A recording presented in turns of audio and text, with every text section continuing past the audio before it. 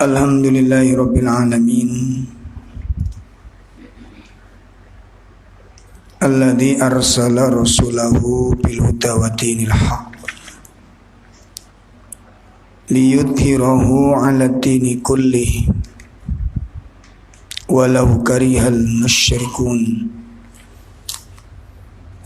Asyhadu an la ilaha illallah wahdahu la syarika lah wa asyhadu anna Muhammadan abduhu wa rasuluh. Ya ayyuhalladzina amanu taqullaha haqqa tuqatih wa la tamutunna illa wa antum muslimun. Ya ayyuhalladzina amanu taqullaha wa qulu qawlan sadida yuslih lakum a'malakum wa yaghfir lakum dhunubakum wa man yuti'illaha wa rasulahu faqad faza fawzan 'azima. Amma ba'd, ikhwatul iman rahimani wa rahimakumullah.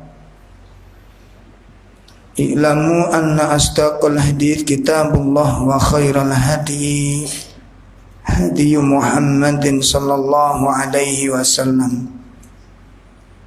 wa syarrul umur muhdatsatuha wa kullu muhdatsatin bid'ah wa kullu bid'atin dhalalah wa kullu dhalalatin finnar. Ikhwas sekalian, pertama mari kita bersyukur kepada Allah Subhanahu wa taala yang Allah telah menganugerahkan kepada kita semua nikmat-nikmat yang begitu banyak kepada kita sekalian, sehingga kita bisa melaksanakan sunnah ini dan kita bisa memilih akidah ini. Itu tidak lain bagian dari pertolongan Allah Subhanahu wa taala kepada kita semua. Untuk itu, bagaimana cara langkah yang harus ditempuh agar ketaatan yang hari ini kita bisa laksanakan itu bisa kita pertahankan sampai kita bertemu dengan Allah Subhanahu wa taala. Perlu kita ketahui bahwa iman ini satu saat bisa berubah.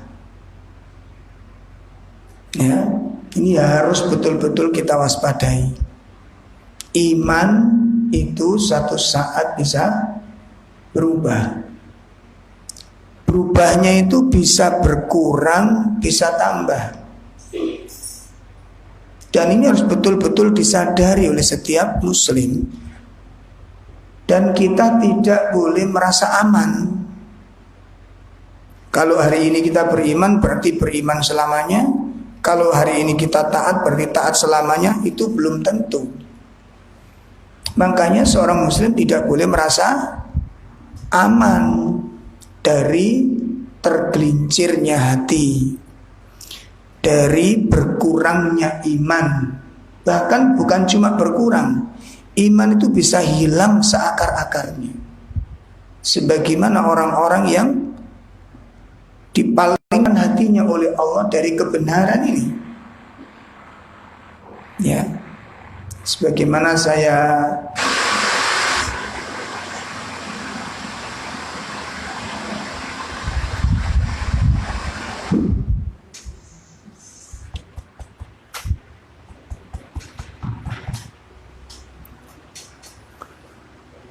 jadi sebagaimana kita sering menemukan peristiwa-peristiwa yang mencengangkan. Ya, ada seorang duat, seorang dai sunnah yang akidahnya luar biasa, ilmunya luar biasa, dakwahnya luar biasa, yang begitu berani menyampaikan kalimatul haq, yang begitu berani menyampaikan sunnah, dan begitu lantang menyuarakan kebenaran. Suatu saat dia diuji oleh Allah dengan suatu ujian dalam hidupnya, kemudian dia tidak bisa menerima ujian itu. Setelah itu dia futur, setelah futur tergelincir, setelah tergelincir dia mengikuti arus itu tadi.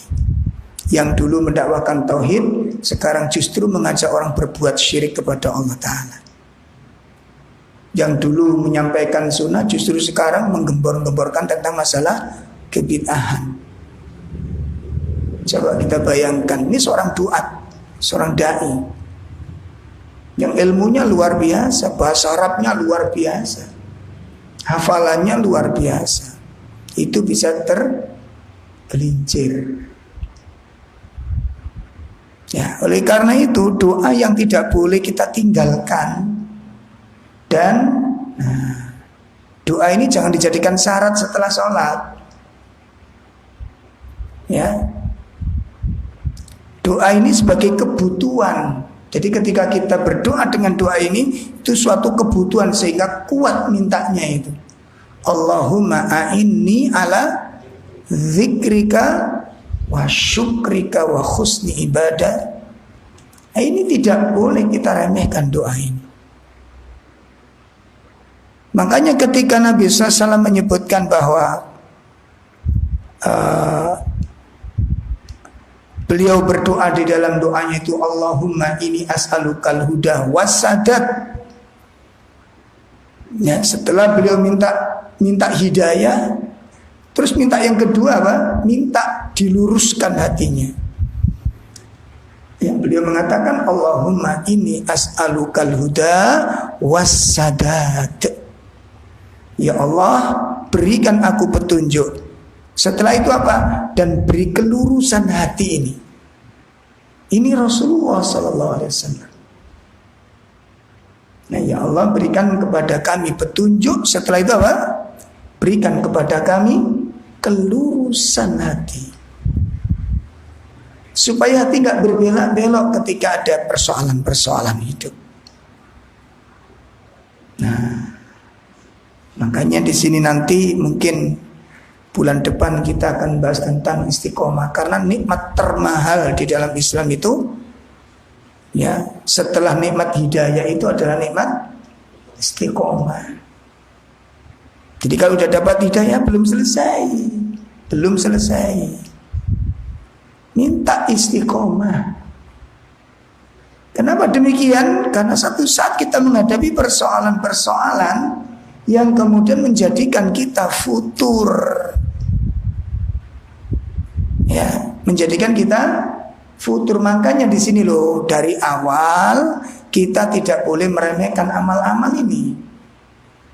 Dijaga amal itu, sehingga nanti kalau satu saat kita kehilangan amal itu, terasa ada yang hilang amal harian saya ini, segera dicari dan dikembalikan.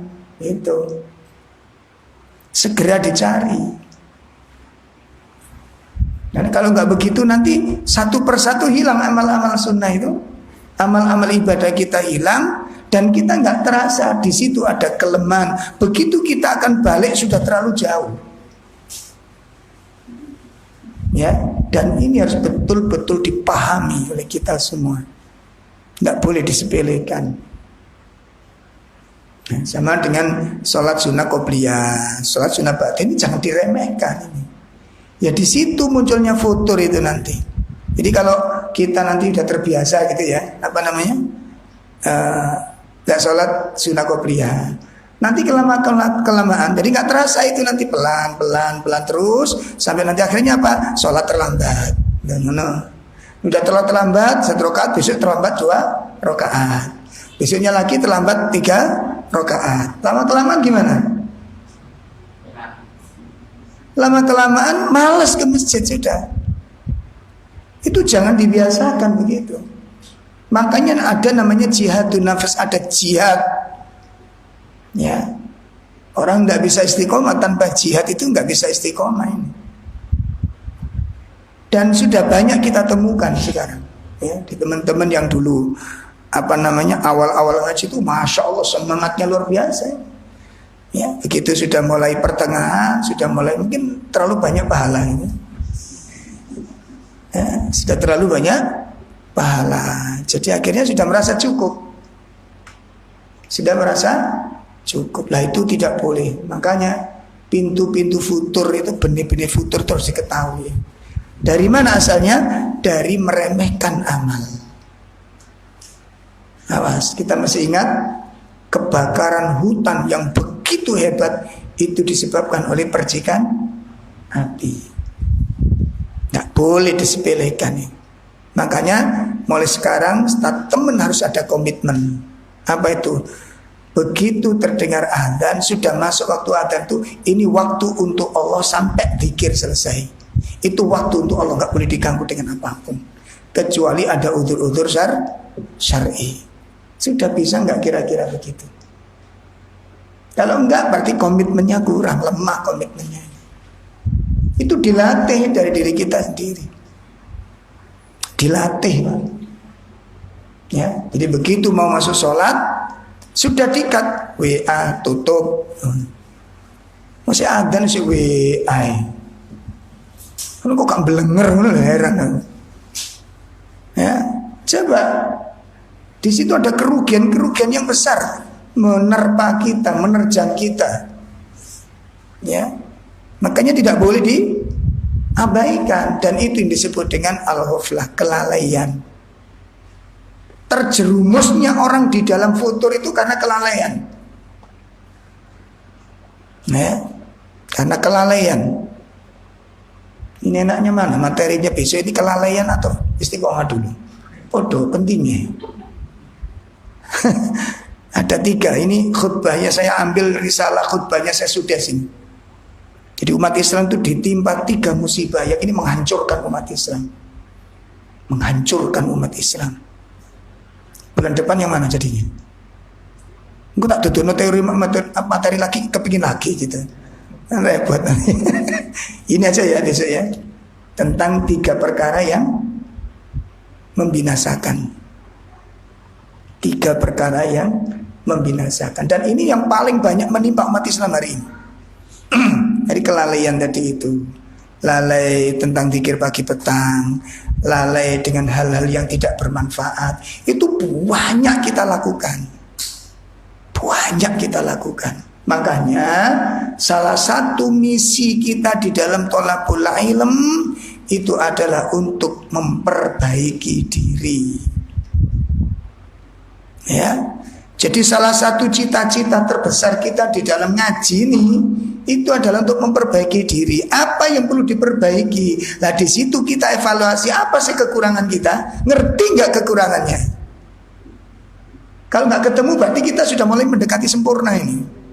Masya Allah. Nah nggak ketemu apa saking jerone kelelepe kan? Sampai nggak ngerti gitu kan? Soalnya ini untuk membutuhkan kejujuran, ikhwah, ibu, ya, membutuhkan kejujuran, keterbukaan diri, keikhlasan diri untuk menjadi orang yang bisa menemukan aib diri. Nggak gampang loh. Membutuhkan kejujuran. Nah makanya di situ harus ada evaluasi, muhasabah. Ya, bagaimana cara muhasabah? Pelajari kisah-kisah para sahabat, pelajari kisah-kisah para tabiin. Coba ibu-ibu yang belajar itu loh, 10 wanita yang dijamin surga. Iku sopo ae? Ibu tahu ibu? Ini ibu ada ya? Ada. Nggak tidur kan? kok anteng bayang. Itu siapa mereka, terus kenapa mereka kok bisa dijamin surga? Apakah istimewaannya? Itu nanti membangkitkan ibadah kita ini. Makanya tolonglah hal-hal yang kurang bermanfaat dihindari. Ya dihindari. Ini loh, apa ini loh, ini loh, kotak ajaib ini loh.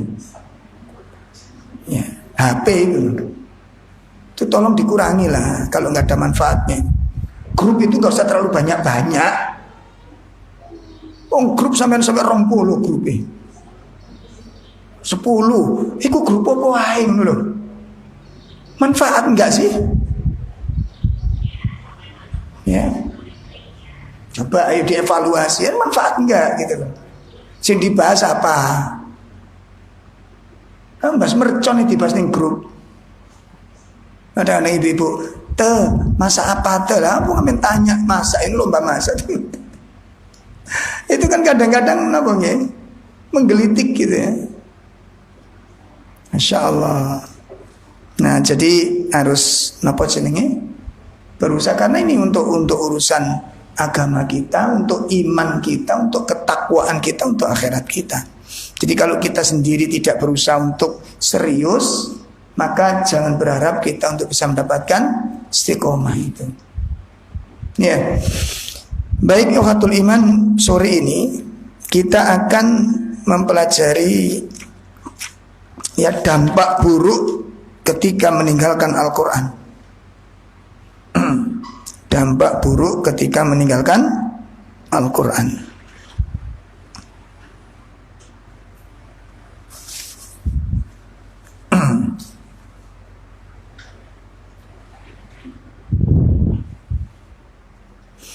Ikhwatul iman rahimani wa rahimakumullah, sebagaimana yang sudah kita bahas pada bulan yang lalu ya, tentang keistimewaan Al-Quran dan bagaimana menggapai mukjizat Al-Quran. Nah sekarang kita akan bahas, kalau datangnya Al-Quran itu membawa maslahat dan mengambilnya itu adalah merupakan faidah yang sangat besar, karena di situ kita akan terbuka pintu-pintu kebaikan, pintu-pintu kesolihan. Maka bagaimana ketika Al-Quran itu ditinggalkan? Ya. Apa yang akan dialami oleh manusia? Dan apa yang akan terjadi pada manusia ketika Al-Quran yang merupakan petunjuk, merupakan syifa, merupakan hidayah, merupakan furqan itu ditinggalkan? Apa jadinya seorang manusia ini? Di antara bahaya yang ditimbulkan, ya dampak buruk ketika Al-Quran ditinggalkan. Yang pertama,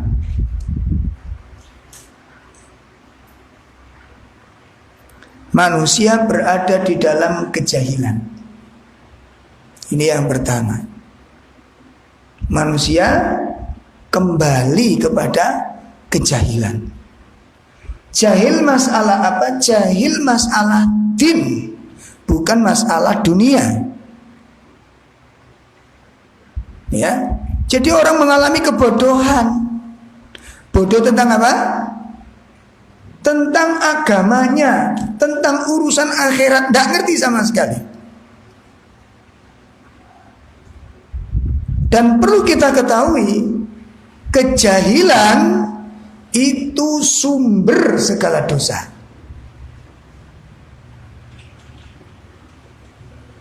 Tolong diperhatikan ini ya. Jadi harus selesai, kalau orang bodoh selesai enak gitu loh. Bodoh ini membawa musibah lagi. Apa musibahnya?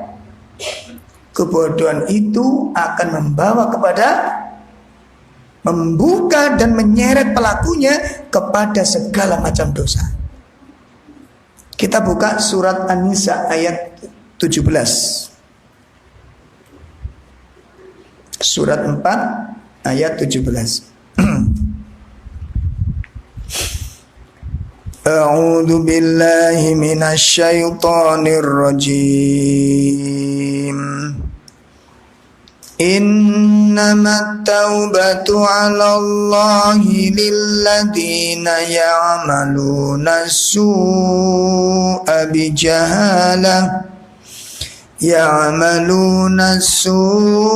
bijahalatin thumma yatubuna min qarib faulaika yatubullahu alaihim wa kana Allahu aliman hakima. Ya, ada terjemah.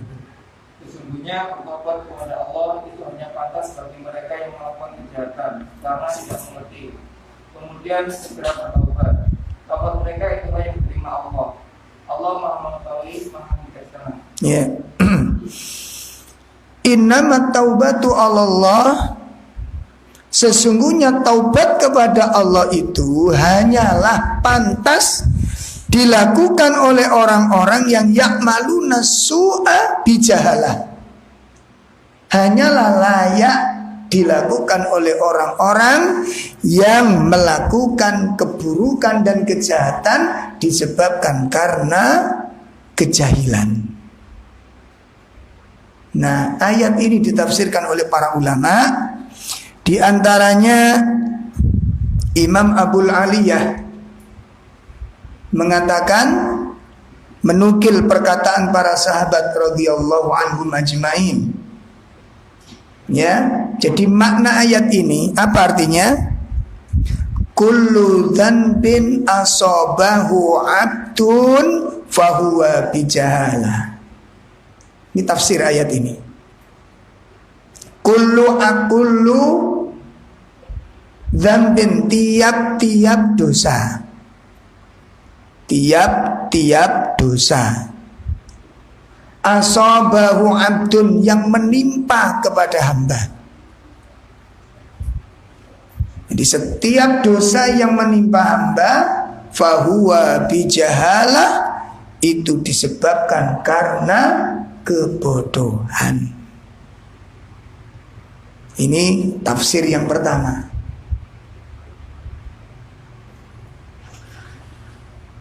Tafsir yang kedua dijelaskan oleh Imam As-Suddi rahimahullah ta'ala. Imam As-Suddi rahimahullah ta'ala menyatakan, madamu ya'sillah fahuwa jahil. Madama ya'sillah fahuwa jahil. Selama orang itu bermaksiat kepada Allah, selama orang itu bermaksiat kepada Allah, selama itu pula dia berada di dalam kejahilan. Selama orang itu bermaksiat kepada Allah, selama itu pula orang itu berada di dalam kebodohan. Itu tafsir yang kedua. Tafsir yang ketiga, qala Abdullah ibnu Mas'ud radhiyallahu an, berkata sahabat Abdullah ibnu Mas'ud radhiyallahu an, kafa, ya cukuplah, bi khasyatillahi, rasa takut kepada Allah itu, ilman, bentuk daripada ilmu. Ya, kafa bi khasyatillahi ilman, cukuplah rasa takut kepada Allah itu buah daripada ilmu atau bentuk daripada ilmu. Wa kafa bil ightirari jahlan, dan cukuplah terperosoknya orang dalam maksiat, terperdayanya seseorang dalam maksiat, itu bentuk daripada kebodohan. Nah, sekarang mari kita lihat, benarkah kejahilan itu sumber dari segala dosa? Bapak Ibu, dulu sebelum kita kenal Quran, sebelum kita kenal sunnah, pertanyaan saya, dosa apa yang tidak kita lakukan? Halo? Syirik terjadi? Terjadi? Kita gak usah keras-keras. Tutup masjid monggo. Terjadi? Maksiat terjadi. Macam-macam kesalahan kita lakukan. Dari sisi ucapan, nusyutnya laki-laki kepada perempuan, nusyutnya perempuan kepada suaminya, tidak ngerti kalau itu salah.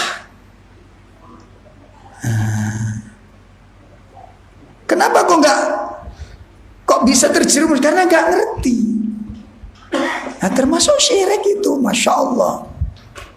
Apalagi kalau kita dilahirkan dari kalangan orang pedalaman, ya, orang dusun itu, masya Allah, jauh dari ilmu, Pak. Dong, saya dulu kecil itu, naudzubillah, mudah-mudahan Allah ampuni karena ketidaktahuan ini tadi. Jadi kalau di kampung saya dulu itu, itu kalau habis nanam padi semua, saat desa itu selesai, itu makan-makan, namanya sedekahan. Itu di tengah-tengah sawah itu ada punden. Jadi ada pohon besar, terus ada batu di situ. Nah, itu diyakini sing bau rekso. Itu di kampung saya. Kayaknya nggak jauh beda dengan antum nah. Iya kan? Nggak jauh beda. Di situ saya nanya, iki gak sirik toh? Terus teman saya bilang, dah lapo sirik? Wong dongane Allahumma. Dongane Allah. Dan dongane Allahumma, Pak. Cuma kan sebelumnya itu melibatkan sebuah nama yang diyakini itu adalah seseorang yang dulu itu istilahnya macam-macam, ada sing bau rekso, ada sing babat alas, iya kan? Diyakini bahwa itu yang menunggui tempat tersebut, yang ngayomi desa tersebut. Coba bayangin, karena faktor kejahilan. Apa faktornya kok bisa begitu? Kejahilan. Insyaallah. Saya pas ngaji ada ibu-ibu nanya, Ustaz, untuk ibu yang hamil itu ada nggak bacaan khusus dari Al-Quran? Nah, ini mulai serem ini. Terus saya tanya, loh memangnya kenapa Bu? Di kampung saya itu kok ada 2 undangan, undang untuk bapak-bapak, ada undangan ibu-ibu. Undangan bapak-bapak itu nanti baca surat Yusuf. Undangan ibu-ibu baca surat Maryam. Antum juga hafal ini ya? Iya begitu Pak. Akhirnya saya tanya, loh kenapa kok dibacakan surat Yusuf? Kan Quran tuh banyak surat-surat. Katanya sih gitu kan. Katanya kalau dibacakan surat Yusuf itu nanti anaknya soleh dan ganteng kayak Nabi Yusuf. Saya jawab, nek bapak eko Nabi Yusuf insya Allah sama gitu. Nek bapak ini kono Nabi Yusuf insya Allah anaknya sama. Nah saya kisah sampean delok bojo sampean nek ganteng apa ora ngono lho. Guyu Pak ngekel-ngekel. Lah kan anak itu enggak jauh dari siapa?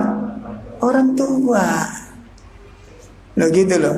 Lah nek wong kafir-kafir iku mosok tau diwacana surat Yusuf yang ganteng-ganteng pol ngono. Kan jadi bapak nih ganteng.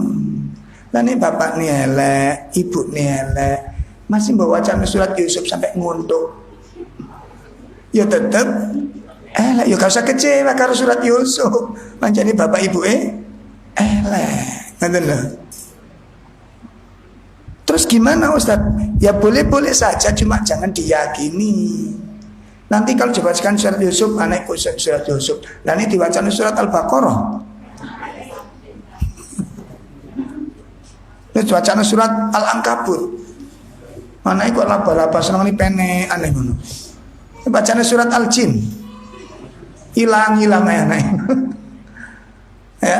Coba ibu perhatikan kesalahan apa yang tidak kita lakukan sebelum kita kenal Al-Quran ini.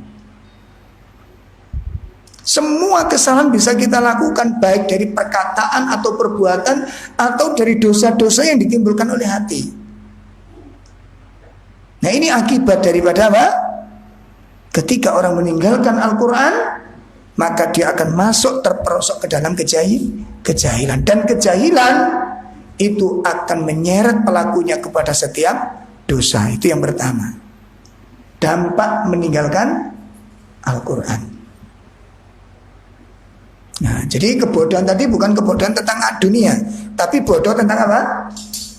Agama. Bodoh tentang akidah, gak ngerti akidah. Bagaimana akidah yang benar menurut Al-Quran? wong Qur'annya ditinggalkan, wong Qur'annya tidak dipelajari. Ngertine teko ngendi sampean gitu loh. Ini yang pertama. Yang kedua,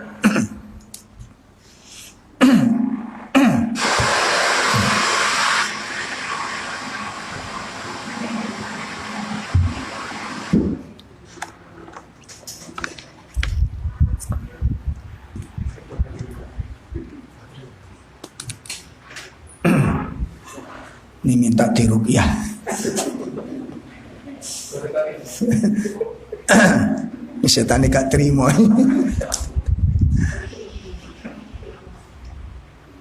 Ya. Ini. Nah, yang kedua,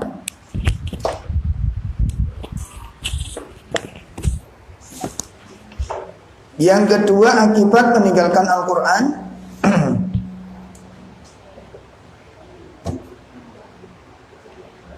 tergelincir di dalam kesesatan. Masya Allah. Tergelincir dalam kesesatan.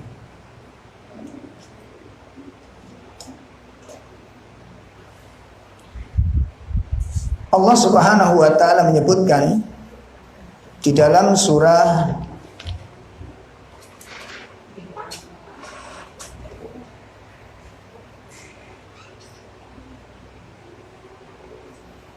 Al-Imran ayat 164. Ya, surat 3 ayat 164. Allah tabaraka wa taala menyatakan, a'udzubillahi minasyaitonir rajim.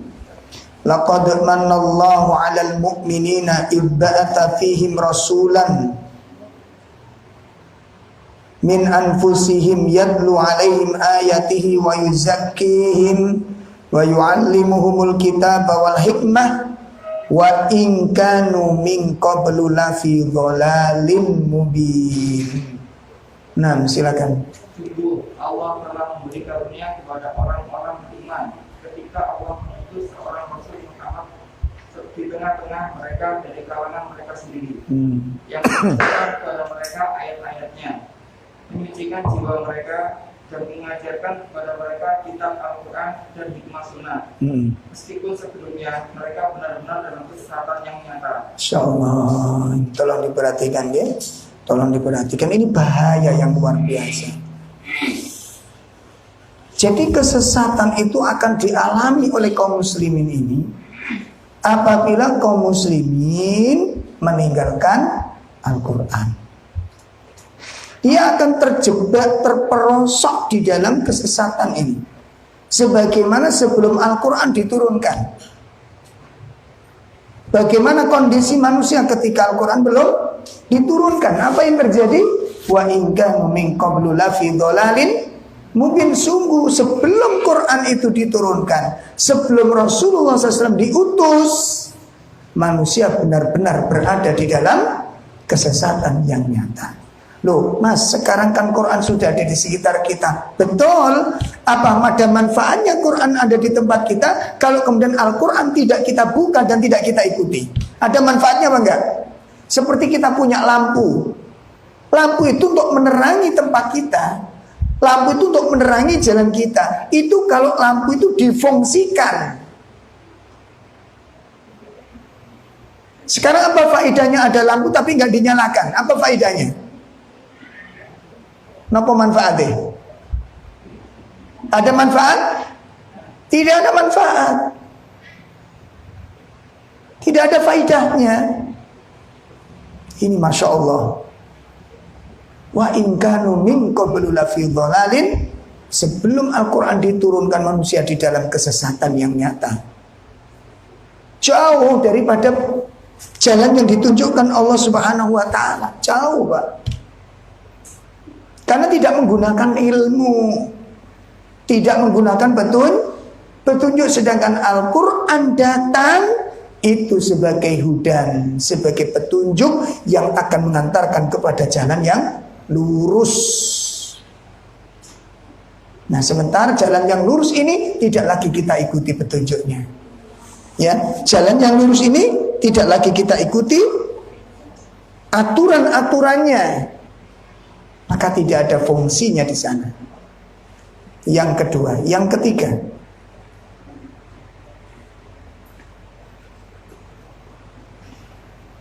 manusia akan mengalami kegelapan, berada di dalam kegelapan. Berada di dalam kegelapan.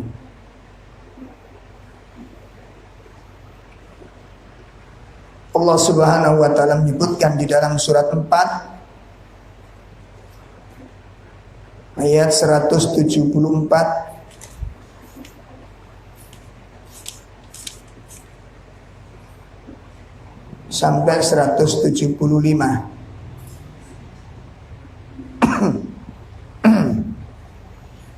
A'udzu billahi minasy syaithanir rajim.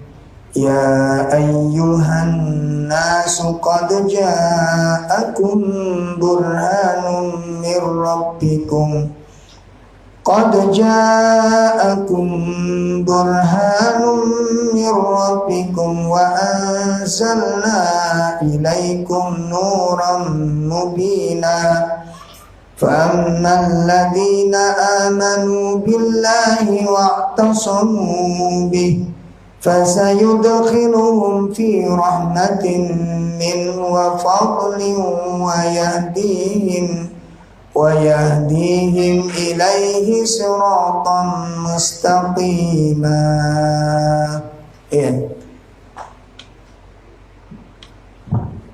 Wahai manusia, sesungguhnya telah sampai kepadamu bukti kebenaran dari Tuhanmu Muhammad dengan mukjizatnya, dan telah kami turunkan kepadamu cahaya yang telah benderang, Al-Quran.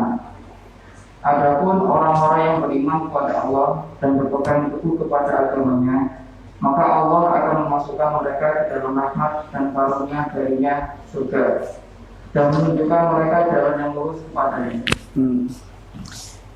Allah Subhanahu wa taala menyebutkan bahwa Al-Qur'an itu sebagai nur. Sebagai apa? An-nur. Apa itu an-nur? Cahaya.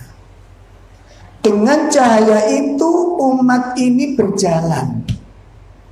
Dengan cahaya itu umat ini berbicara. Dengan cahaya itu umat ini mengambil sebuah pendapat. Dengan cahaya itu umat mengambil sebuah keputusan. Dengan cahaya itu an-nur, manusia berjalan di atas cahaya yang terang benderang. Nah, ketika cahaya itu dipadamkan, ketika cahaya itu ditinggalkan dan tidak memanfaatkan cahaya itu, manusia berada di mana? Di dalam kegelapan. Karena Quran itu sebagai cahaya, dan cahaya itu ditinggalkan. Cahaya itu ditinggalkan, maka sudah jelas manusia berada di dalam kegelapan dengan kegelapan yang sangat gelap gulita, sehingga disitulah orang sulit bisa membedakan bainal haqqi wal batil. Makanya di dalam Al-Quran ada tiga macam manusia. Ada tiga macam manusia yang dihukumi sama oleh Allah kondisinya di dalam menentukan sebuah sikap.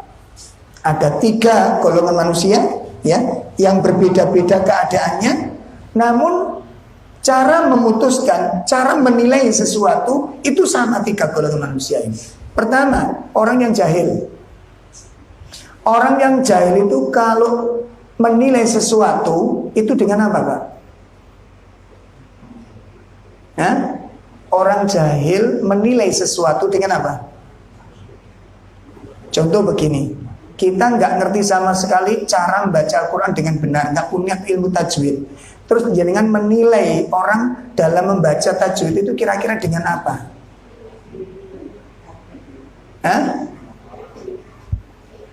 Dengan perkiraan, dengan persangkaan. Coba jenengan bacakan surat yang jenengan tidak bisa tajwidnya, kira-kira baca panjang pendek menurut apa? Menurut perkiraan dia, nek menurut panjang kepingin panjang ya dipanjang nih. Loh ya apa tidak? Kepingin pendek dipendekkan walaupun waktunya bacaan. Karena perkiraannya di situ, dia tidak menggunakan ilmu untuk membaca ini. Masya Allah. Dan itu ditegaskan oleh Allah Ta'ala dalam surat Al-Baqarah. Yang dalam surat Al-Baqarah pada ayat 78. Coba kita simak Al-Baqarah ayat 78. Allah Subhanahu wa taala menyebutkan di sana, wa minhum ummiyuna la ya'lamunal kitaba illa amaniya wa inhum illa yadhunnun. Ya silakan. Dan di antara mereka ada yang buta huruf, tidak memahami kitab Taurat kecuali hanya berangan-angan, dan mereka hanya menduga-duga. Sebagian mereka orang-orang Bani Israel itu ada sekelompok manusia yang buta huruf dari Taurat. Ini contohnya Taurat itu. Karena mereka buta huruf tidak mengerti Taurat, maka la ya'lamunal kitab, maka gandengannya mereka juga nggak ngerti kandungannya Alkitab. Kemudian bagaimana cara beragama mereka? Illa amaniya wa inhum illa yadhunnun. Mereka hanya menduga-duga, menyangka-nyangka di dalam beragama ini. Nah, ini yang pertama, Pak. Kondisi orang pertama, nanti ada 3 golongan yang disamakan oleh Allah. Cara menilai sesuatu. Itu yang pertama. Yang kedua, orang yang berada di dalam kegelapan. Jadi yang pertama orang bodoh, yang kedua apa? Orang yang berada di dalam kegelapan, di tempat yang gelap gulita. Bagaimana dia menilai sesuatu? Dengan apa? Menilai sesuatu, orang yang berada di dalam kegelapan, itu mereka akan mengalami kebingungan. Bingung mereka itu. Sehingga mereka mencari sesuatu dengan perkiraan. Mungkin di sini, mungkin di situ, mungkin di sana, mungkin ini agama. Ya, ini orang berada di dalam kegelapan, menilai sesuatu dengan perkiraan, menilai sesuatu dengan dugaan-dugaan. Yang ketiga, orang yang buta. Yang ketiga, orang yang buta. Orang yang buta menilai sesuatu dengan apa? Dalam perkiraan. Sama dulu kalau kita dengerin sandiwara Brahma Kumbara. Saya ingatnya nih. Saya ingat kan? Nah, saya itu favorit. Turun ngaji, Pak, ya. Itu Masya Allah. Wongnya tengok-tengok tapi kita bayangkan mencolot kita, nggak karu-karuan. Naik genteng, bayangkan di atas genteng. Dan wongnya tengok-tengok. Ya kan? Belum lagi suaranya Brahma Kumbara yang menggelegar itu. Bayangan kita kayak apa? Mungkin orangnya tinggi, gagah.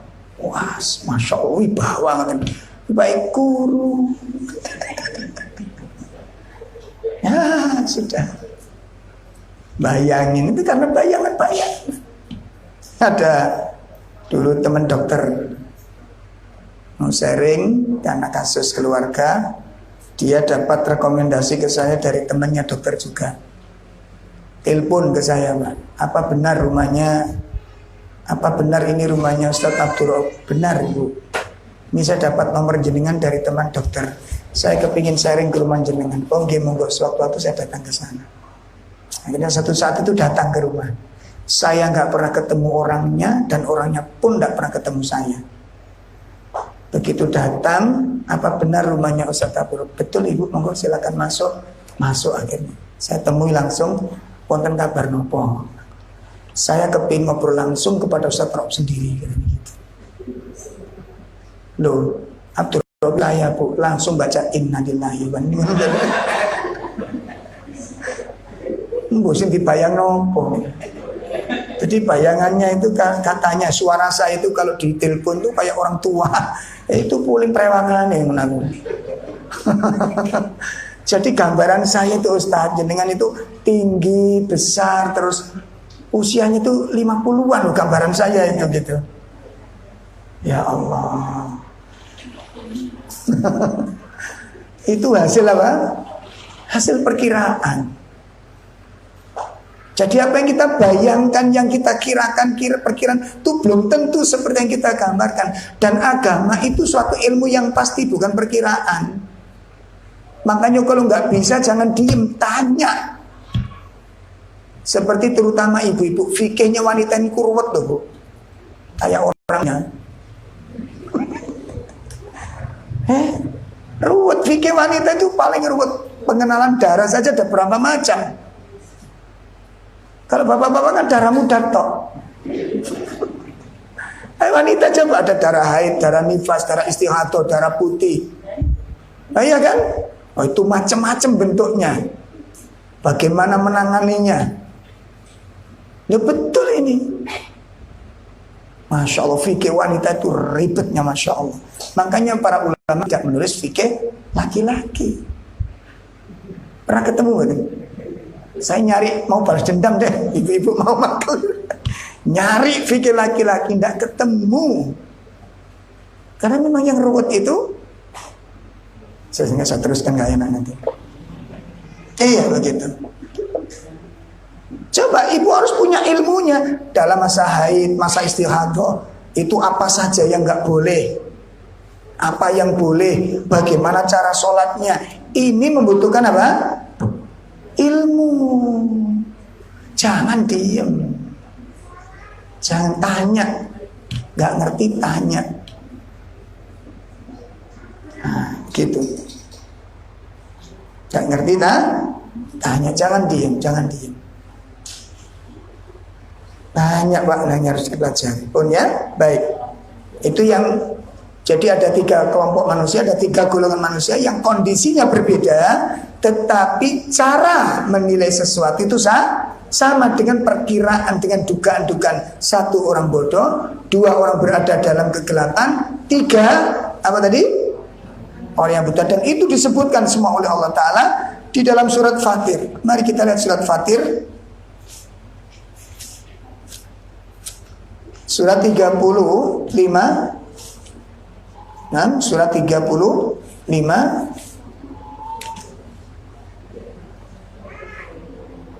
ya. Ayat 19 dan ayat 20. Surat 35 ayat 19 dan ayat 20. Wa ma yastawil a'ma wal basir waladh-dhulumatu walan nur. Ya. Dan tidaklah sama orang yang buta dengan orang yang melihat. Dan tidak pula sama bulat kita dengan cahaya. Insyaallah. Perhatikan. Tidaklah sama. Allah menyatakan wa ma yastawil a'ma wal basir, tidak sama orang yang buta dengan orang yang melihat. Tidak sama. Waladh-dhulumatu walan nur, dan juga tidak sama orang yang berada di dalam kegelapan dan orang yang berada di atas cahaya. Ayat ini mengumpulkan 3 kelompok manusia tadi itu. Nah, maka ketika Al-Quran ditinggalkan, manusia berada di dalam kegelapan. Ini yang ketiga. Yang keempat, musibah yang Allah berikan kepada orang-orang yang meninggalkan Quran adalah ma'isyatan dongka, kehidupan yang sempit. Allah Subhanahu wa taala jelaskan hal ini di dalam surat 20 ayat 124.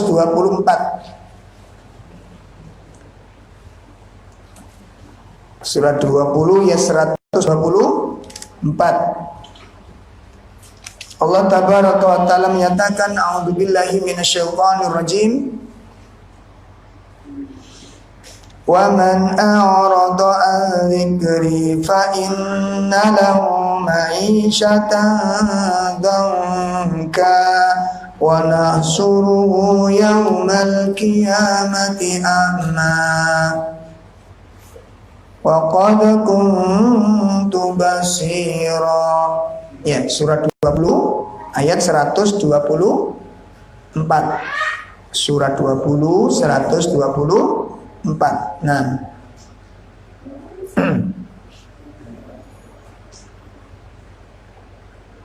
Ada?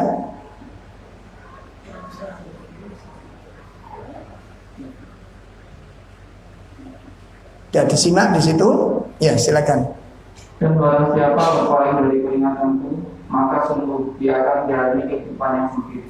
Dan kami akan mengumpulkannya pada hari kiamat dalam keadaan benar. Para ulama menafsirkan ma'isyatan dongka itu ada dua penafsiran. Ya, yang pertama, ma'isyatan dongka yang dimaksud adalah kesempitan jiwa, itu kesengsaraan hidup. Nah, orang nggak punya ilmu itu gampang salah paham, Mbak. Orang nggak punya ilmu sering salah menafsirkan sesuatu. Ya,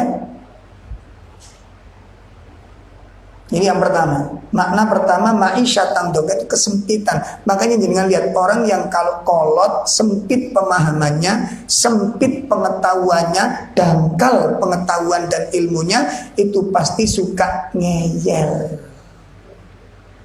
Kalau diskusi nggak ada kecuali pokoknya. Mesti ngomong dong pokoknya jadi terus legrek sampean. Paham? Pokoknya mas, sampun berhenti sampai di sini, nggak usah dilanjutkan. Nggak akan ketemu. Dan bukan kebaikan yang dicari orang ngomong pokok itu bukan kebaikan. Itu namanya nafsu. Dan itu seringkali dilakukan oleh orang-orang yang picik pemahamannya, yang sempit ilmu pengetahuannya, dan dangkal akan pengetahuan ilmu agamanya. Nah, saya melihat saat diskusi orang yang luas wacananya itu enak kalau ngomong itu. Masalah fikih, jenengan pemahami tentang fikih, khilafnya ulama dipahami, longgar pikiran itu. Nggak saklek gitu loh, nggak kaku, nggak jumut pola pikirnya. Karena pengetahuannya luas, ilmunya luas, wawasannya luas, sehingga melihat sesuatu itu dengan kacamata ilmu, melihat satu perbedaan itu hal yang biasa. Beda dengan orang-orang yang kolot, kol-kolai. Coba jenengan berhadapan diskusi dengan orang yang kolot, masya Allah, ngeluh pak, darah niku langsung naik. Begitu. Kenapa nggak ada jawaban yang lain? Pokoknya mas, coba enak nggak jeda diskusi begini? Nanti rapat DRT paling banyak interupsi dan paling ngeyel. Orang seperti ini nggak bisa, dan itu kesengsaraan hidup. Ma'isyatan dongka. Itu makna yang pertama. Makna yang kedua, yang dimaksud ma'isyatan dongka ini para ulama mengatakan adalah kesempitan di alam kuburnya. Dan ini ditafsirkan oleh jumhur para sahabat. Artinya apa? Artinya barang siapa di dunia meninggalkan Al-Quran, dia tidak mempelajarinya, dia tidak membacanya, dia tidak mengkaji kandungan-kandungannya, orang seperti ini diancam dengan kesempitan di alam kuburnya, dan itu merupakan siksaan yang sangat mengerikan. Nah, ini akibat meninggalkan apa? Al-Quran. Ma'isyatan dongka.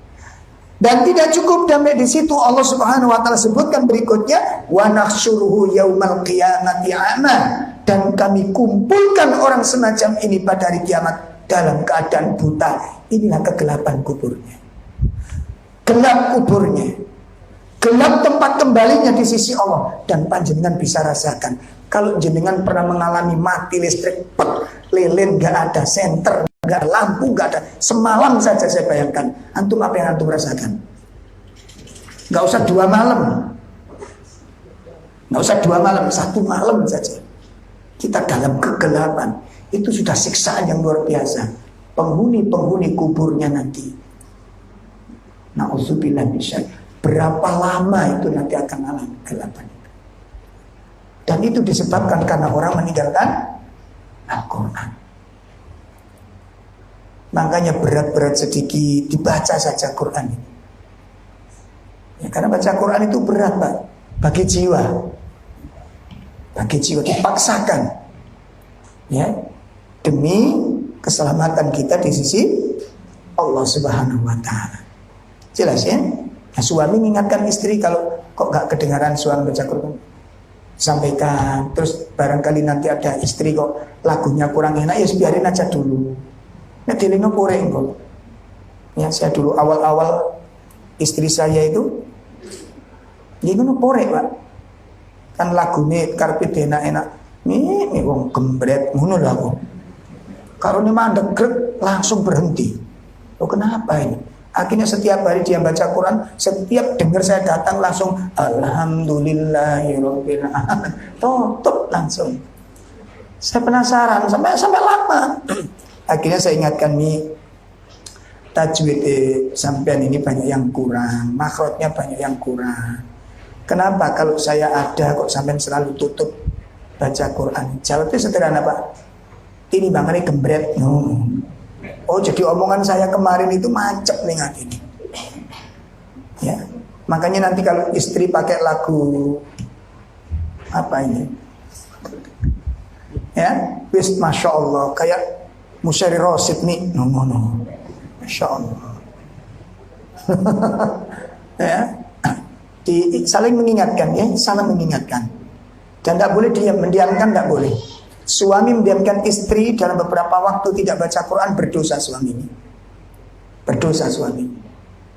Dan istri membiarkan suaminya berlarut-larut dalam kelalaian juga berdosa.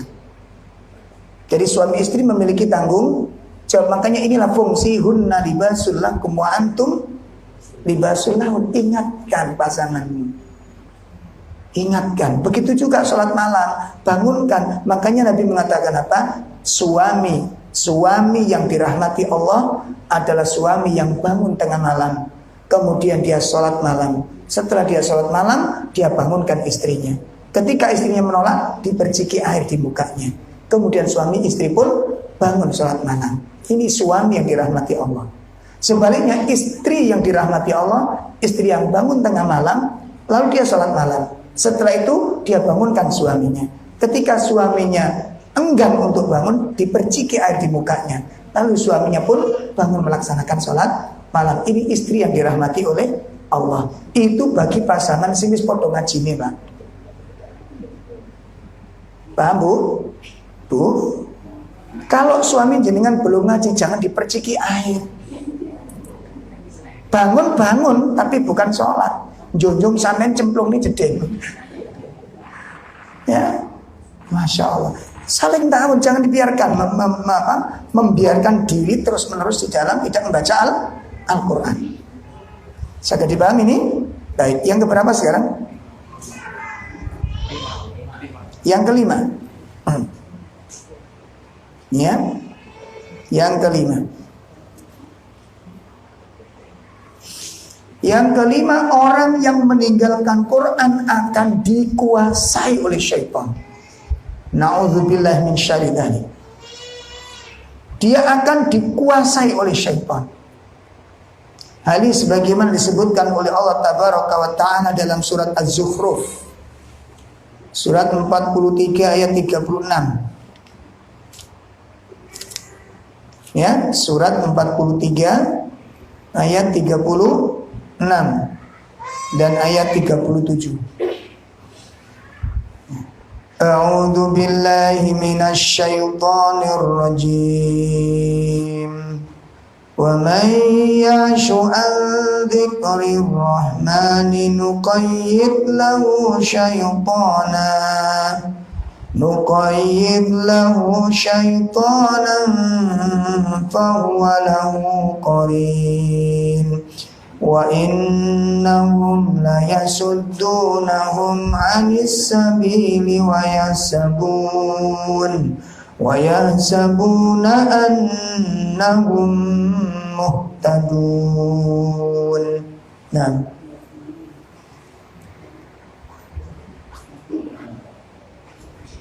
ya. Dan barang siapa Dan barang siapa kembali dari pengajaran Allah yang maha pengasih, kami biarkan setan menyesatkannya dan menjadi teman. Makanya bagi bapak-bapak, ibu-ibu, ya, yang merasa kok 1 minggu nggak baca Quran sama sekali, itu siaga 1, jenengan. Itu dalam kondisi bahaya. Paham ya? Jadi berada di dalam kondisi bahaya. Kenapa? Ini syaitan. Nuqayyid lahu syaitan. Nah, setelah setan itu menjadikan teman setianya, menjadi teman karibnya, apa selesai? Tidak. Lihat ayat berikutnya. Wa innahum, dan sesungguhnya syaitan yang sudah menjadi teman karibnya ini, la yasuddunahum 'anis sabil, menghalang-halangi setiap manusia. Tadi teman setianya itu dari jalan yang lurus. Ya Allah, sulit mentaati Allah. Coba dirasakan yang benar. Kalau kita sudah sukses menjauhkan diri dari Al-Quran, tidak pernah baca sama sekali, sudah sampai beberapa pekan, pasti ibadah-ibadah yang lain pun ikut ditinggalkan. Pasti ibadah-ibadah yang lain pun akan ditinggalkan. Kenapa? Jalannya ditutup oleh setan. Ono ya alasan ini gue, Pak. Jadi setan memberikan kesibukan akan baca Quran, anak nakal, gudon, ini kuliwat anak. Akhirnya sampai kali kulo nggak sempat lagi baca Al-Quran, ngurusi anak sing nangis nih mau. Di situ permainannya setan itu. Jadi nggak langsung kepada orangnya. Ada saja sudah. Yang penting kita itu dijauhkan dari jalan Allah. Yang lebih mengerikan lagi apa Ibu? Dalam kondisi seperti ini, jauh dari ketaatan, terhalang untuk menjadi orang yang beribadah, mereka menyangka berada di atas petunjuk. Bayangkan, meninggalkan sholat sunnah, meninggalkan dzikir, meninggalkan baca Quran, meninggalkan birrul walidaini, sementara sudah banyak ketaatan-ketaatan yang ditinggalkan, jalan yang ditempuh sudah tidak benar, tapi mereka menyangka berada di atas petunjuk. Ini talbisus syaitan. Ini perangkap-perangkap setan. Nah, makanya jangan sekali-kali tinggalkan Al-Quran.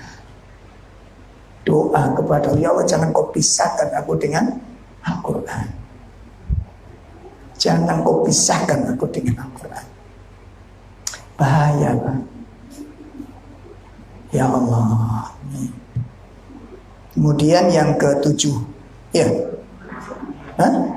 Oh, yang ke-6. Yang ke-6 akan dikalahkan oleh para musuhnya. Akan dikalahkan oleh para musuhnya. Ya Allah, akan dikalahkan oleh musuh. Buka surat Fussilat ayat 26. Fussilat surat berapa Ibu? 41 ayat 26. وَقَالَ الَّذِينَ كَفَرُوا لَا تَسْمَعُوا لِهَذَا الْقُرْآنِ لَا تَسْمَعُوا لِهَذَا الْقُرْآنِ وَالْغَوْا فِيهِ لَعَلَّكُمْ تَغْلِبُونَ. Nah. Dan orang-orang yang kafir berkata, janganlah kamu mendengarkan bacaan Al-Quran ini dan buatlah ketakwaan terhadapnya agar kami dapat mengalahkan mereka. Insyaallah. Jelaskan. Tadi kalau kita ini bermalas-malasan, mempertahankan diri bermalas-malasan dengan Al-Quran, kita ini menjadi tim suksesnya siapa? Halo? Kok setan tuh? Tim suksesnya siapa? Orang-orang kafir untuk mengalahkan kaum muslim. Kita bantu mereka supaya sukses. Ya Allah. Coba lihat ayat ini, renungkan ayat ini. Orang-orang kafir berkata apa? La tasma'u lihadzal Qur'an. Jangan kamu dengarkan Quran itu dengan serius. Silakan dibaca, silakan dijadikan lomba, silakan dihafal. Kami bantu, kami sumbang, kami dukung. Tapi jangan kau dengarkan dengan serius. Itu yang pertama. Yang kedua apa? Wal ghaufi, bikinlah gaduh. Supaya umat Islam tidak sempat mendalami Al-Quran. Artinya apa? Bikin sebuah kesibukan bagi umat ini, supaya umat terhalang untuk mempelajari Al-Quran. Kalau sudah demikian, la'allakum taghlibun, pasti kamu dengan mudah mengalahkan mereka. Jadi kekalahan umat Islam itu ketika umat Islam sudah berbondong-bondong meninggalkan Al-Quran. Dan orang kafir tahu yang demikian itu. Nah, coba sambil lihat sekarang anak-anak kita sibuknya dengan apa? Sudah selesai, sudah. Oh ini kok berharap kita perjuangkan ya, saya Black Hades. Nah, saya lihat teman-teman yang berteriak, kita bela sana, kita pian nggak boleh. Di rumahnya itu kering Al-Quran, rumahnya kosong dari Al-Quran, anak dan istrinya jauh dengan Al-Quran. Lalu kita berteriak-teriak, kita bela Al-Quran. Apanya yang dibela itu? Makanya saya bilang, ya teman-teman Black Hades ini gak serius kita gitu loh. Makanya tolong ayo dibiasakan menjelang tidur anak-anak disetelkan Quran. Saya anak dua saya pertama kali, yang pertama, yang satu, yang kedua itu hafal juz amma itu gak pernah saya ajari, Pak. Mau tidur, mau bangun, waktunya sudah bangun itu sudah kita teng gitu ya, bangun itu sudah kita setelkan juz amma. Itu nanti mau tidur kita setelkan lagi.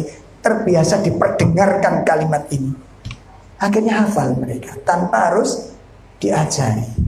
Pembiasaan mendengarkan, walaupun mungkin anak-anak dengan bermain itu nggak masalah, tapi udah terbiasa dengan suara itu, gitu loh.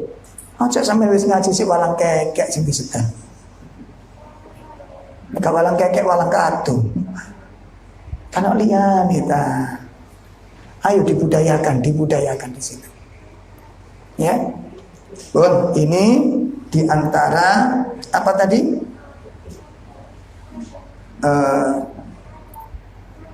Perkara-perkara yang menyebabkan yang disebabkan orang-orang meninggalkan akibat meninggalkan Al-Quran.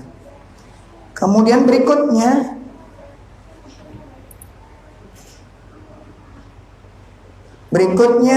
ketika orang meninggalkan Al-Quran, ya, ketika orang meninggalkan Al-Quran akan mengalami qaswatul qalbi wal mautil qulub. Hatinya akan mengeras dan akan mengalami kematian. Nah, hatinya akan keras dan akan mengalami kematian. Ini puncaknya. Sehingga nanti kalau orang sudah seperti ini, apa kata sahabat Abdullah ibnu Mas'ud? La ya'rifu ma'rufan wa la yunkiru munkaran. Dia tidak mengenal yang ma'ruf dan tidak mengingkari yang mungkar. Kalau udah begitu bagaimana? Halaka. Orang seperti pasti hancur dunia dan akhiratnya. Binasalah, kata sahabat Abdullah ibnu Mas'ud. Man la ya'rifu ma'rufan wa la yunkiru munkaran. Orang yang tidak mengenal yang ma'ruf dan tidak mengingkari yang mungkar. Allah Subhanahu wa taala sebutkan di dalam surat 57 ayat 16 dan ayat 17. Surat 57, surat Al-Hadid.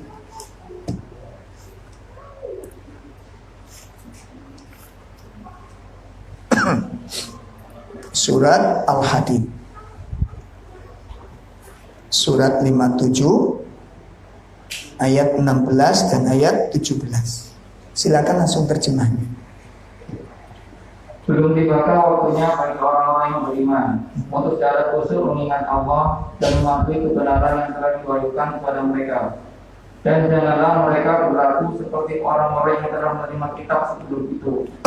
Kemudian mereka melalui masa yang panjang sehingga hati mereka menjadi keras, dan banyak di antara mereka menjadi orang-orang yang fasik.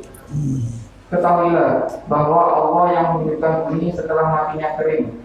Sungguh telah kami jelaskan kepadamu tanda-tanda kebesaran kami agar kamu mengerti. Nih Pak, jadi akibat daripada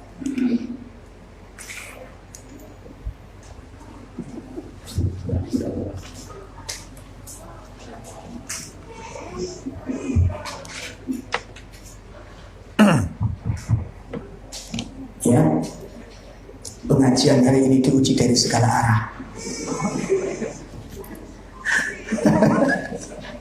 Ya. Dan saya pesan ke antum semua. Jadi kalau ada kajian-kajian semacam ini dan sejenis atau ujian yang lain itu nggak usah panik, nggak usah panik. Itu santai aja, tapi tetap diupayakan. Jelas ya? Jadi nggak usah panik, nggak nyalain panitia. Panitia itu saya tas-tasi balik-balik saya turun ngaji. Nah kok taruh kok pas ngaji tegrek. Ya, jadi nggak usah panik, santai aja. Nah, memang di situ antum diuji dengan sebuah kesabaran. Baik, sampai mana tadi? Nah, Al-Hadid. Nah, dalam ayat ini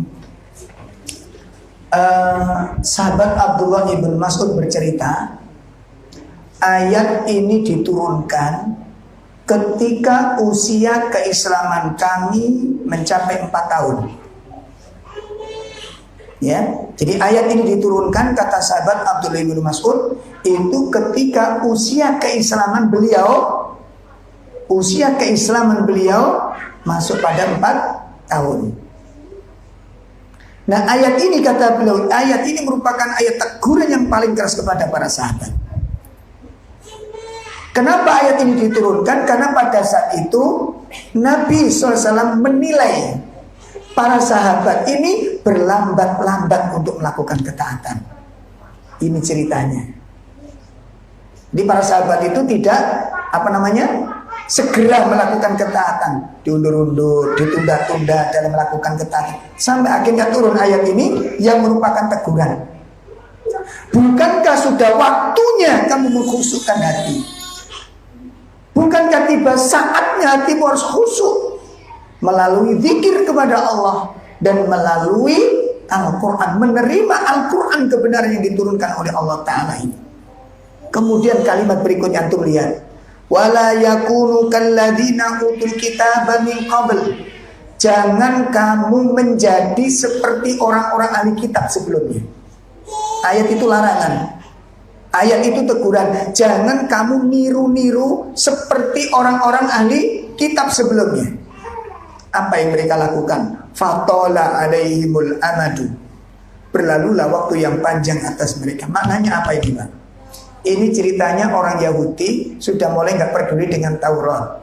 Orang Nasrani gak peduli dengan Injil. Gak pernah dibaca, gak pernah direnungkan, gak pernah disentuh dalam waktu yang lama. Ini orang Yahudi dan orang Nasrani. Makanya Allah ingatkan, jangan kamu niru seperti itu. Ya, kitab yang di rumahmu kamu abaikan, kitab yang di rumahmu kamu remehkan. Akibatnya apa? Lihat ayat berikutnya. Faqasat qulubukum. Hati mereka menjadi keras sekali.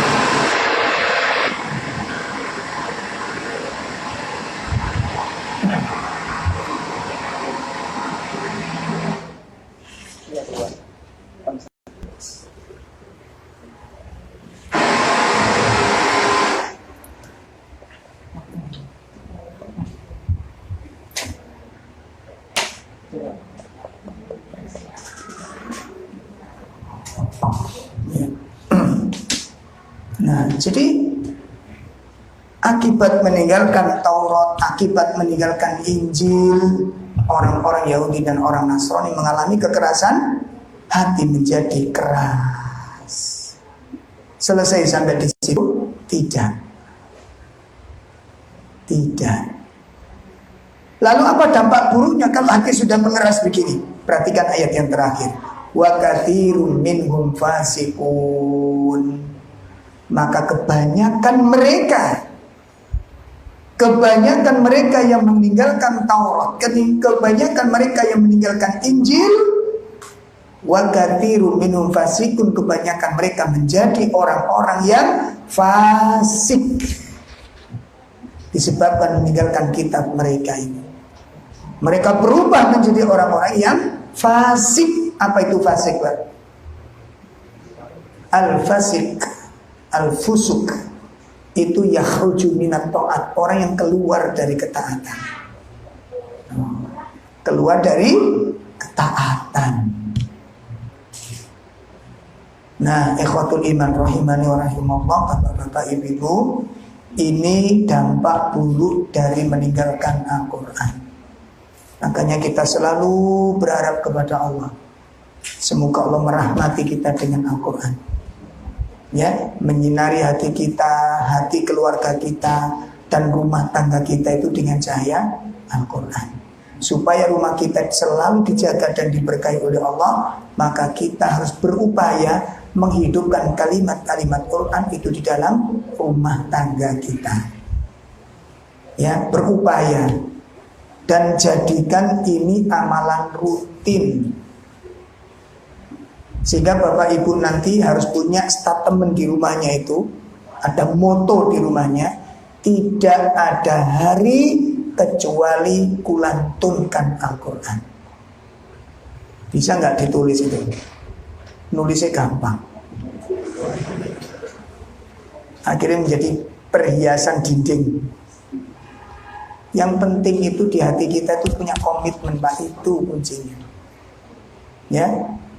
Nah, ini Bapak-bapak, Ibu-ibu yang dimuliakan Allah.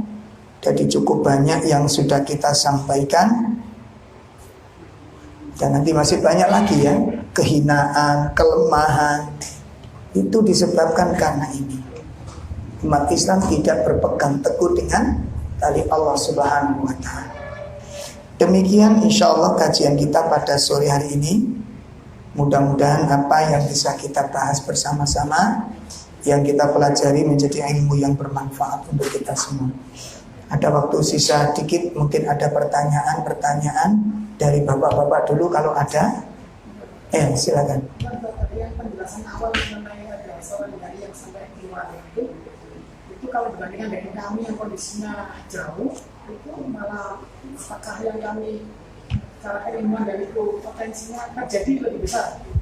Nah, itu pelajarannya begitu. Kalau dai saja begitu, ilmu yang sudah matang itu bisa tergelincir loh, apalagi kita yang belum matang. Berarti apa pelajarannya? Harus hati-hati dan tidak boleh sembrono. Itu pelajarannya. Saya dipahami? Itu dai, Pak. Ulama itu ada yang tergelincir itu. Jadi kan kalau buka kajian-kajian ya, tergelincirnya para ulama, coba dibaca. Di Jeddah itu pernah ada seorang ulama besar, tulisan-tulisannya dapat rekom semuanya dari imam-imam Masjidil Haram karena bagusnya materinya. Dan beliau dikenal sebagai imam yang perpanjangan lisannya Syekh Abdul Wahab karena tulisan akidahnya sangat bagus sekali dan sangat canggih, cerdasnya luar biasa beliau. Luar biasa, hafalan Qur'annya Bukhari dan berapa itu sudah hafal semuanya. Meninggalnya sebagai seorang ateis. Meninggalnya sebagai seorang ateis. Makanya di sini tadi sudah saya sampaikan, hati itu bisa berbolak-balik. Sehingga apa yang harus dilakukan? Nah, ini yang penting. Apa yang harus kita lakukan? Harus dilakukan terus merapatkan diri kepada Allah dan tidak boleh sembrono. Jelas ya?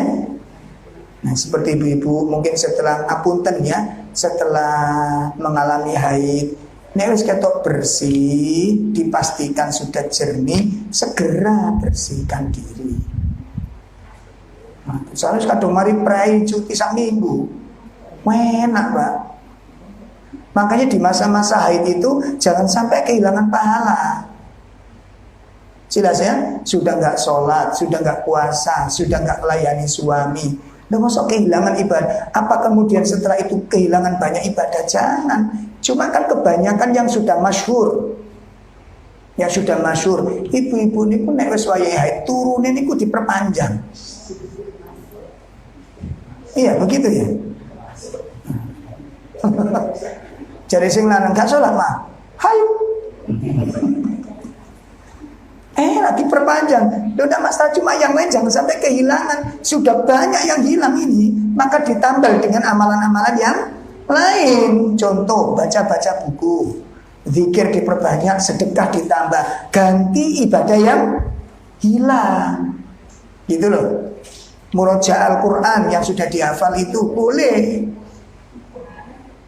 Ya, nek ono apalane. Amma yatasaalun gak mudah-mudah nek sak ayat to. Amma yatasaalun, amma yatasaalun, amma yatasaalun, amma yatasaalun. Jari anak yang ngeluh. Dikira sana sama suami, umikmu masya Allah, fana amma yatasaalun. Iya gak pindah-pindah, itu istiqomah. Ya dirubah ibu ya. Jadi waktu masa haid itu cari pahala-pahala yang lain yang bisa menggantikan pahala-pahala yang hilang. Ya mungkin gimana masa haid, silaturahim, ziarah, memberikan hadiah kepada para duafa untuk mengganti ibadah yang hilang itu. Jangan diem. Itu ya. Baik.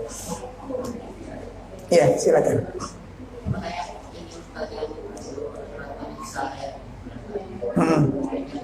Tolong diperhatikan dulu ibu. Ibu tolong diperhatikan. Hanya pantas bagi mereka yang melakukan kejahatan karena tidak mengerti. Kemudian sudah bertobat, bertobat mereka yang mengerti. Nah, ini kan dikatakan bahwa bagi mereka tidak mengerti dan kehilangan. Bagaimana kalau tobat kejahatan dilakukan oleh orang yang sudah mengerti? Misalnya seakan-akan Allah akan menerima orang yang sudah mengerti melakukan kejahatan. Jadi gini, makanya Imam Asy'uti tadi kan mengatakan madamu yaksillah fawajahim, selama dia maksiat dia dalam kebodohan. Ya, Ustaz, sekarang masalahnya ada orang alim tapi melakukan maksiat, ya bodoh dia. Bodohnya di mana? Gak ngerti akibat. Gak ngerti akibat. Jelas ya? Kalau dia paham dengan akibat, gak mungkin dia melakukan yang demikian itu.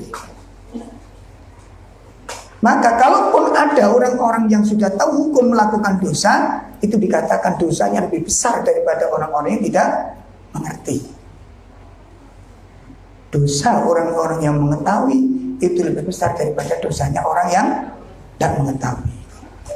Tapi ini jadikan dalil. Nah, orang nak ngerti aja. Dosanya kan? Bukan begitu pengertiannya. Ya, demikian insyaallah. Ada ibu-ibu ada pertanyaan ibu? Silakan. Ditulis ya. Enggak. Iya silakan. Tolong kalau bisa pertanyaannya jangan sulit-sulit ya.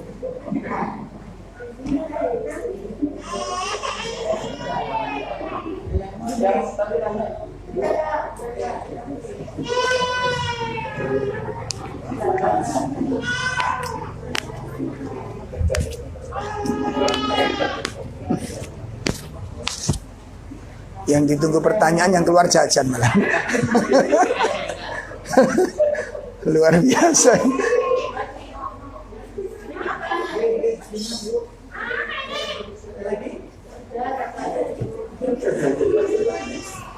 Iya. Kalau ngaji tolong ya, pertanyaan itu satu, jangan banyak-banyak. Karena membebani orang itu dosa. Terus jangan bertanya itu yang sulit-sulit. Karena memberikan kesulitan itu juga merupakan dosa. Yang dianjurkan kan kita memberi kemudahan, jangan memberikan kesulitan. Bagaimana apabila keluarga kita yang belum berilmu dan sudah meninggal?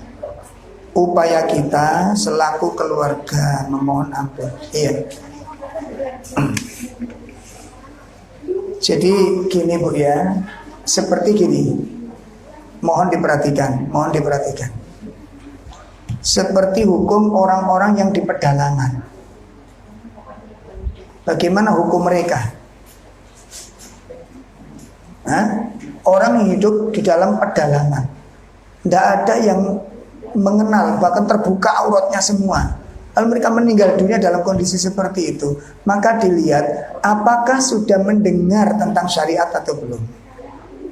Jelas ya. Makanya nanti ada kalimat yang disebutkan dalam Quran itu yaghfiru mayyasha wa yu'adzibu mayyasha. Ada Allah yang menghendaki, Allah ampuni siapa saja yang Allah kehendaki, dan Allah adab siapa saja yang Allah kehendaki. Yang jelas adab dan siksa nggak mungkin secara dolim. Jelas ini? Seperti ngapunten, orang tua kita di zaman dulu mungkin di pedalaman, yang dia kenali Islam itu ya begitu itu. Iya kan? Yang dia kenal seperti itu. Sementara dakwah-dakwah seperti ini itu belum masuk ke dalam mereka. Maka kita harapkan dengan kondisi ini, ya Allah, kemurahan-Mu, rahmat-Mu, ampunanmu, kami mohon ampuni dosa-dosa mereka dan limpahkan kepada rahmat-Mu kepada mereka. Jelas ya? Jadi ini kita serahkan sepenuhnya kepada Allah, dan kita sebagai keluarga tetap berupaya untuk melakukan amal-amal yang terbaik yang memang itu masih berfungsi bagi orang tua yang sudah meninggal. Contoh di antaranya apa? Bersedekah atas nama orang tua. Boleh, dalam syariat dibolehkan. Kemudian apa? Menyambung kekerabatan dari orang tua kita, disambung kekerabatannya. Ini insya Allah mengalir pahalanya dalam kebaikan-kebaikan itu. Mencari teman-teman karibnya, menghubungi anak dari teman orang tua kita, anaknya. Ya Allah, siapa saja teman karib orang tua kita, kita berbuat baik kepada anaknya. Sahabat Ibnu Umar itu pernah ketika berkendara, ya, naik kendaraannya, tiba-tiba turun ketika berpapasan dengan seorang Arab Badui. Begitu turun, dia kenal Arab Badui itu, langsung selimutnya yang mal itu diberikan kepadanya. Langsung ditanya oleh temannya, ya Ibnu Umar, siapa dia? Bapaknya dia itu teman bapakku. Masya Allah, bapaknya dia itu teman bapakku, dan aku diperintahkan untuk berbuat baik kepada teman-teman bapakku, termasuk keluarganya. Itu yang kita lakukan untuk kebaikan-kebaikan keluarga yang sudah meninggal.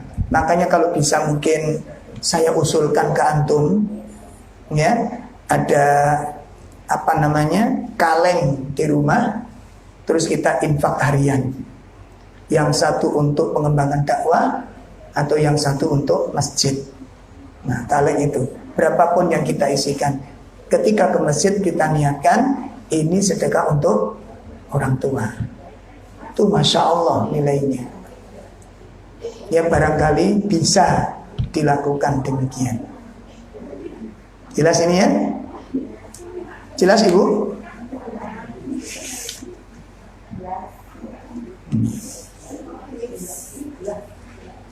Baik, kalau sudah cukup kita akhiri. Subhanakallahumma bihamdika asyhadu an la ilaha illa anta astaghfiruka wa atubu ilaik. Assalamualaikum warahmatullahi wabarakatuh.